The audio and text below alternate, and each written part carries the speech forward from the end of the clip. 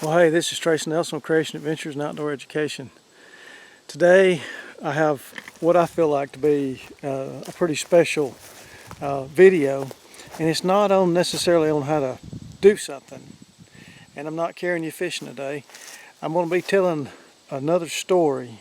Now, this one didn't happen to me, but it happened to the man that was my predecessor where I am at right now, and that's Little River Wildlife Management Area. His name was Frank Russell. And just like Frank, and most game wardens will tell you this, we have a lot of stories about people we've encountered in the woods. You know, I don't know what you know about what a game warden does, but a game warden is in the, should be out there in the woods, in the field, 365 days a year except for his days off. He's out in the outdoors, dealing with people that he runs into in the outdoors. And so over the years, I had a lot of crazy encounters, and with people that weren't hunting or fishing, but they were in the woods. This story is about an encounter that Frank Russell had probably sometime in the 1970s. And it began right here where I'm standing. Matter of fact, I'll turn and show you. There's a road coming in right here, and it comes into this field that you've been looking at behind me over here. This field behind me, and this field behind me used to be an old home place. And I'll show, and I'll do a short video, and make it separate on how to identify old home places, so you can possibly find fresh water. But that's another video. This story begins right here behind me. When Frank was coming down this road in the 1970s, let me say in the 1970s, this just became, it was a new wildlife management area. And this land had just been kind of used by anybody and everybody for a number of years, because it was paper company land. So Frank was coming down the road on a hot summer day, July or August, I don't know, it was in the summer, and he gets to this place right here, which now is a wildlife opening, used to be an old home place. And Frank sees a station wagon. And if you don't know what a station wagon is, I'm dating myself here, but if you don't know what a station wagon is, you're going to have to go maybe Google it and look it up and see that it was a car that was just a big long car, squared off in the back kind of, and it was for big families. It was kind of like between a sedan, maybe a four-door sedan, and a van. And so there was a station wagon pulled in here, and Frank got out because there was a lot of marijuana farming going on as far as in the woods and stuff back then. And so Frank just figured he had maybe somebody here that was going to be, maybe tending a marijuana crop. Because when he got out and he looked, there were tools in the back of the station wagon, and there were also a bunch of plastic gallon milk jugs, which was pretty common for marijuana growers to go and water their crop, because they'd have to keep it watered so it would grow to a maturity where they could harvest it. So anyway, it started right here, and Frank decided to go off the back side of this field here. There's a trail, and the trail goes down to a spring, and then I'll show you what happened after that. We'll go off the back of this field. So to give you a good idea, Frank comes across the field and he finds some tracks of the person who he believes to be a man is going down through here. Now this used to be a pretty well-worn trail going down through here, but you can see how thick it is. And he gets down in here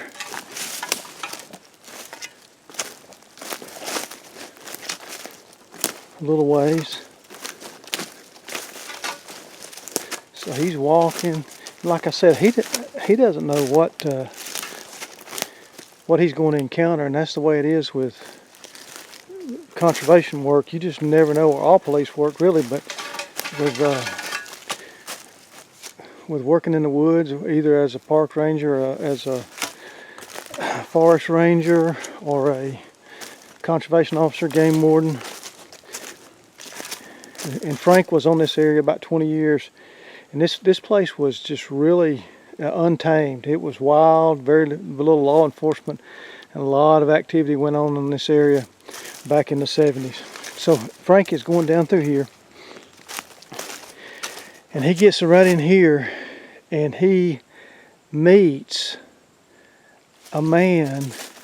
He said the man was probably maybe late 30s, early 40s, and the man is naked. He doesn't have a stitch of clothes on. Now, okay, so Frank is working his way. Like I said, you never know what you're going to run into in the woods. You just never know. And Frank is working his way down here toward this spring, and he meets a man who doesn't have a stitch of clothes on. He said the man was somewhere in his maybe late 30s, early 40s, and the man has a gallon milk jug that's full of liquid under each arm. And so, even back then, there were still a few stills operating in these mountains in North Alabama. So Frank didn't know what he had. And here's the thing, they both surprised each other, because it is thick in here. And I don't know what the distance was, but they were pretty close when they did see each other. And the man kind of lets out a yell, because he's not expecting to see Frank, and he drops the two jugs from each arm and runs back down the hill. And so Frank is just, now Frank was armed.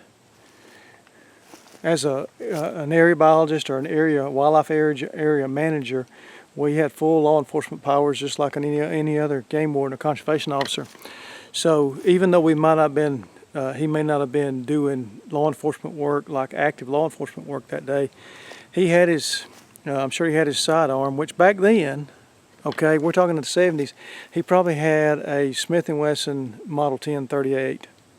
That's probably what he had, a Model 10, because I inherited that from him when I took over up here, and as well as a Model 66, which that's what we had later on. We had a Smith & Wesson Model 66. So anyway, Frank, like I said, he doesn't know what's going on. He just knows he's met a naked man, and the man has hollered and ran back down the hill. And so, just being cautious, he doesn't know what he's come up on. He doesn't know if there's, if he's come up on a crime in progress, whether there's a woman down there and he's come up on a rape or some kind of assault. He doesn't know, because it's, anything can be going on. So he backs out. He backs out and goes back up there and stands by his truck and waits. Okay.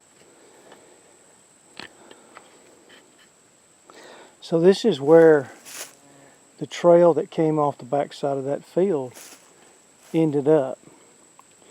And what this is, now it's filled in with sand, silt, but this is a spring that was used at one time by the people that lived at that old home place up there. And they had to walk close to 100 yards to get to this spring. But it's filled in, and you can see there's this screen was on top of this spring when I took over in 1991. And I always wondered about it until I heard this story. And I would notice that somebody would be coming down here for the first 10 years I was here. Somebody would come down here and clean this screen off and repair it and keep a screen over this spring. But I never saw him. I never saw who was doing it. Okay?